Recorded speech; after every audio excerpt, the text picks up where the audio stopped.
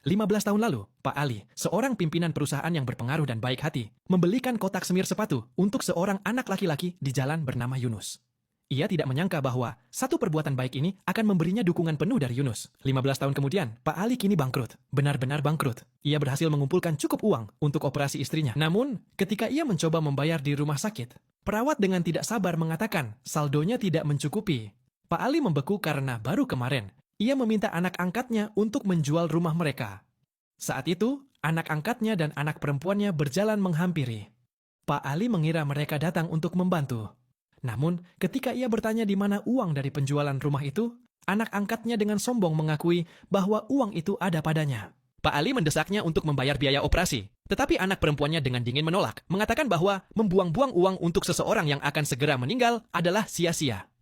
Anak angkatnya juga bersikeras akan menyimpan semua uang itu untuk dirinya sendiri. Pak Ali dengan marah memarahi mereka karena tidak tahu berterima kasih. Namun, anak angkatnya menyalahkannya karena mengadopsi mereka sejak awal, mengatakan jika bukan karena kebaikan Pak Ali yang salah tempat, mereka mungkin telah diadopsi oleh keluarga yang lebih kaya. Istri Pak Ali mendengar keributan itu dan bergegas menghampiri, melihat betapa tidak berperasaannya mereka berdua. Pak Ali sangat marah sehingga penyakitnya memburuk saat itu juga. Baru saat itulah ia mulai menyesali pilihannya. Namun, kondisi istrinya mendesak.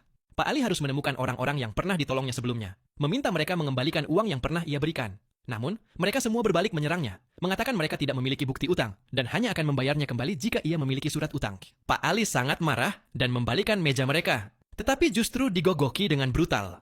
Mereka bahkan membuatnya berlutut dan mengemis, mengatakan mereka mungkin akan membayarnya kembali jika sedang dalam suasana hati yang baik.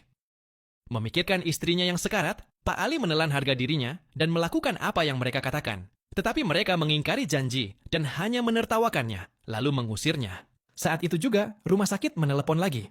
Kondisi istrinya memburuk dan operasi harus dilakukan dalam 24 jam, atau istrinya akan berada dalam bahaya kritis. Namun, Pak Ali tidak punya uang tersisa karena ia putus asa.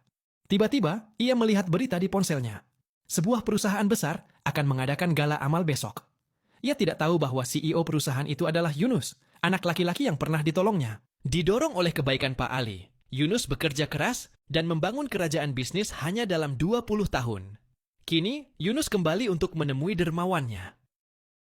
Tanpa sepengetahuan Yunus, Pak Ali berdiri di lantai bawah gedung perusahaan. Tetapi tanpa janji temu, ia tidak bisa masuk untuk bertemu CEO. Sementara itu, anak angkatnya menelepon teman lama Pak Ali. Demi uang, mereka setuju untuk membantu Pak Agus mempermalukan Pak Ali.